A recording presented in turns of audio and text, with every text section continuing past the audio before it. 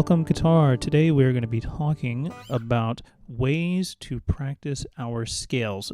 So far we have learned many scales. We've learned C major and A minor. We learned G major and E minor. And then recently we have learned D major and B minor. So we saw that of those scales, for every major, there was an equivalent minor in the sense that they shared the same notes. So in terms of categories of notes, this was really three scales, but their emotive qualities and modal qualities have given us the reason to have two different names for them between major and minor. So just a quick refresh on what those scales were. Our C major scale was when we started on the note C and looked exactly like this. And so when we played it, we started on C.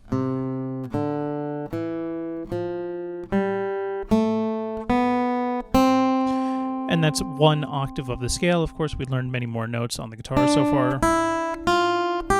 And you could keep going on and so forth. And we know that if we take this same scale and we start on the note A, and play the same natural notes in order, so A and then B, C, D, E, F, G, A, we would get what's called the A minor scale.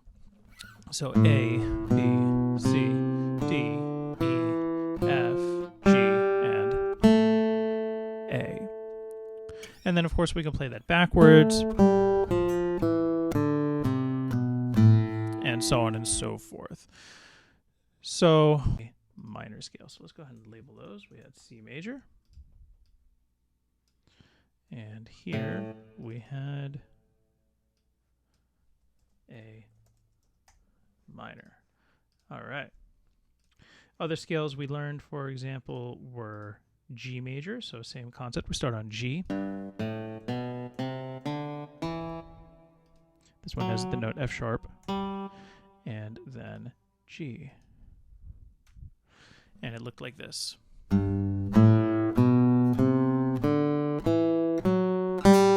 Now for this scale, we totally could continue going up the octave because we do know two full octaves on the guitar.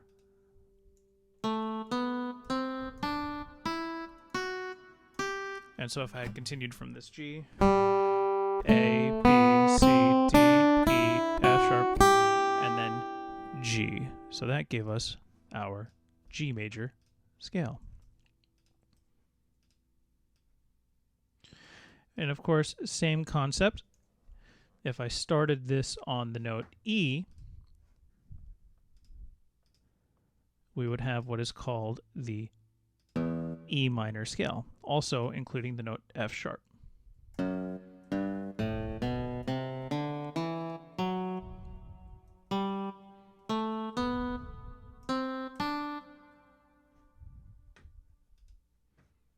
Not even running finale. Add, okay. Whoops. And then F sharp, and then G. And so now, starting from E, we have what is known as the 2-octave E minor scale, and that looks like this.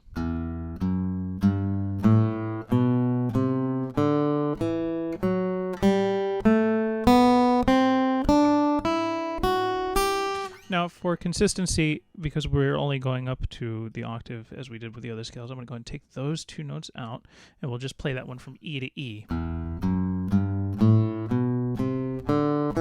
So that's octave 1 and then octave 2. Okay.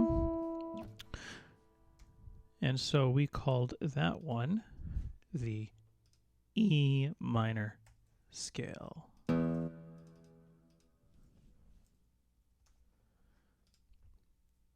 All right, and then recently we learned D major and B minor. So D major included F sharp and C sharp. Let's start with whole note, and we will start down here. So D.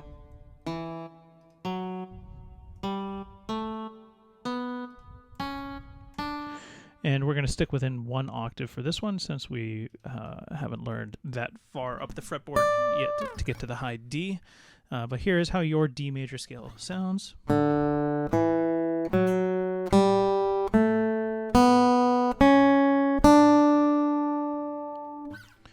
And then, of course, we learned its relative minor, which we called... we had called that B minor. So we're going to start on B, and same concept. We have C sharps and F sharps. And we're going to keep that 1 to 1 octave as well. And we call that the B minor scale, and it sounds like this.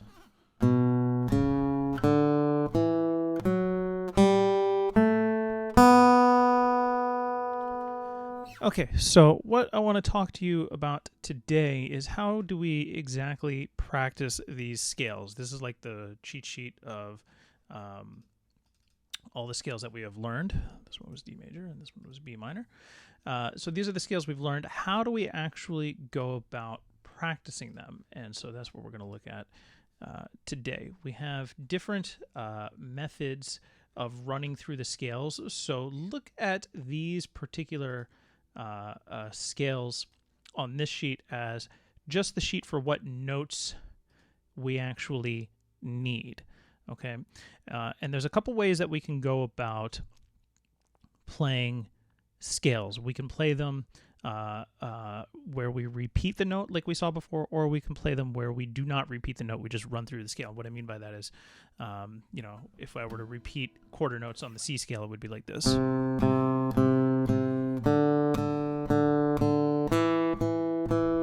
And so on and so forth, whereas not repeating the note would look like this. And so on and so forth. So I like to call this a rhythm tree, and the way that we can notate it, for example, say start with the D scale. I'm going to use that as my example. I have the note D first, and then if I were to play this in ascending order, E, and so on, right? Then, if I were to repeat notes, I would do D again, and then E, and then E again, and so on. If I were to do quarter notes, I would do D, and so on. And then if I were to do them as eighth notes,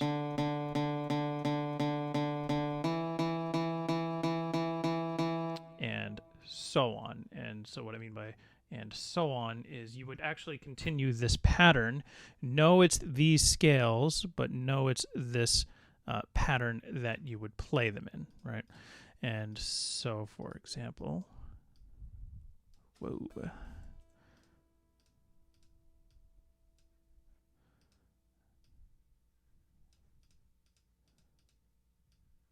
Yeah, let's move these a little bit.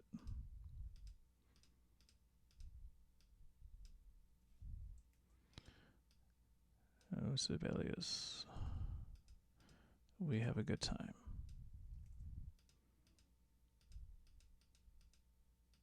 There we go.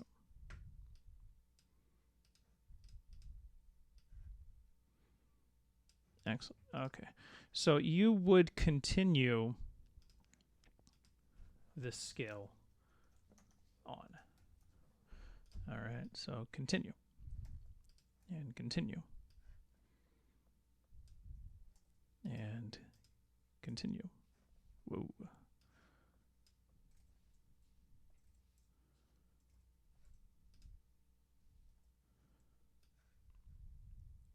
And continue.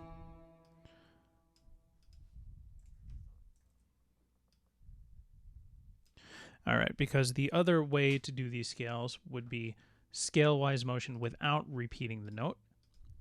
And so you would start the same way as whole notes because they're whole notes and they fill the whole measure, so there's not much to do there.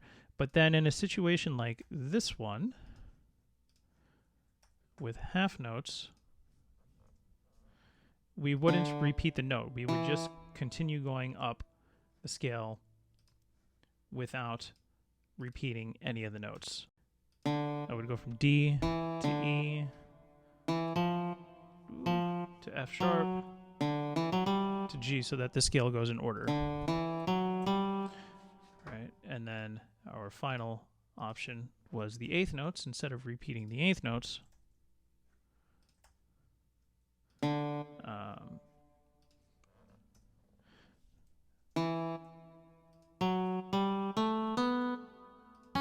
can actually fit the whole octave into one measure when we do it that way, right? But it's the same concept, that the scale continues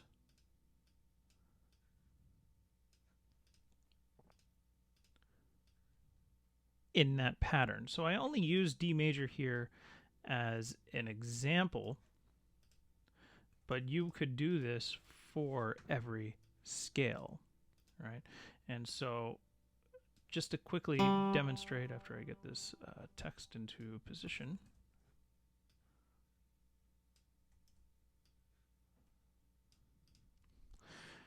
so I have scales right, we'll call this like call this scale tree 1, and this will be scale tree 2. So scale tree 1 is where we repeat the notes, and scale tree 2 is when we don't. So using this pattern, I would want to play the scales in ascending and descending order. Ascending meaning up,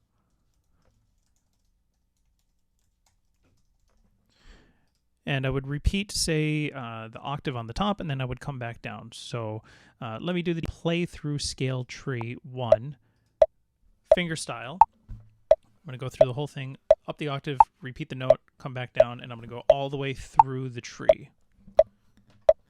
1, 2, here it goes. 2, 3, 4. And I'm going to keep playing the whole scale, even though the whole scale isn't written there.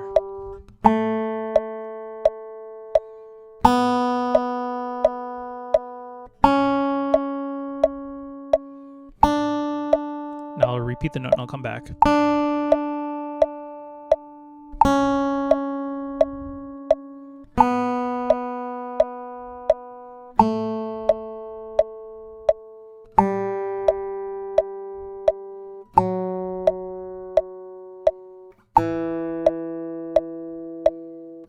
And now I move on to half notes.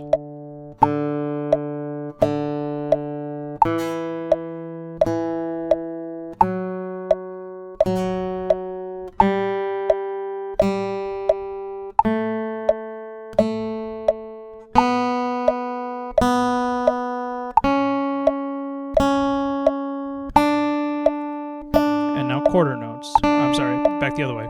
Still on half notes. Ha ha.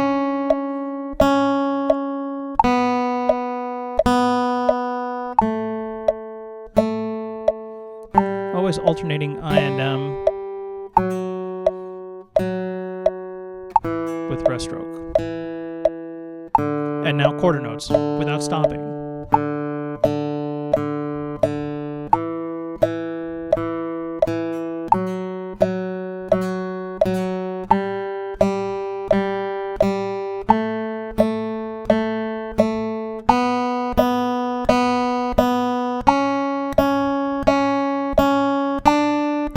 Repeat the note and go back.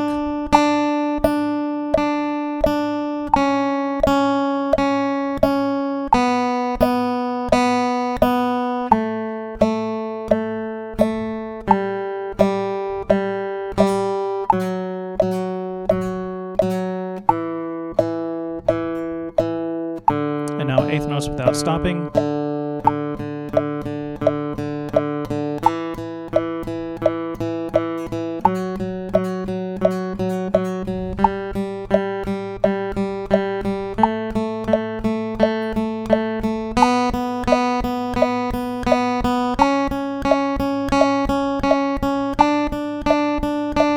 Repeat the note and go back.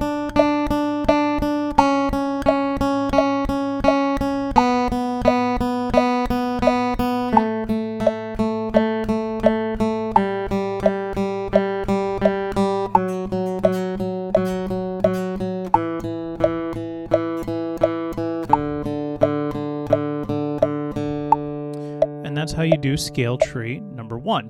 Now, scale tree number 2 happens much faster because you don't repeat any of the notes. So scale tree number 2, for example, much quicker would be like this. Now that's the same that you saw in scale tree 1, so I'm going to start straight with the half notes. Here's the difference you hear that's starting from half notes. Here it is. See, I didn't repeat any of the notes, just straight up. Repeating back.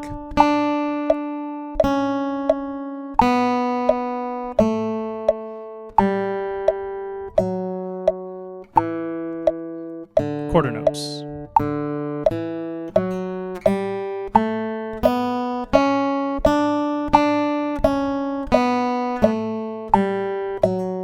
Eighth notes.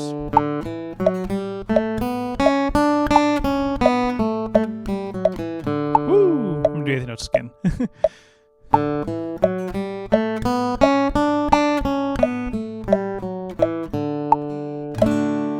All right. Always good to practice. Set a metronome where you're comfortable and work your way up to get faster speeds, more dexterity, more strength in the fingers so that you can do these. And then do these patterns, scale tree 1 and scale tree 2, with all of the scales. So I decided to write it out in the D major scale, but what you can do is that same exact technique, pattern using C major, using A minor, using G major, using E minor, using D major, using B minor, always alternating I and M, always doing it as rest stroke. That way you build that strength and dexterity in your right and in your left hand.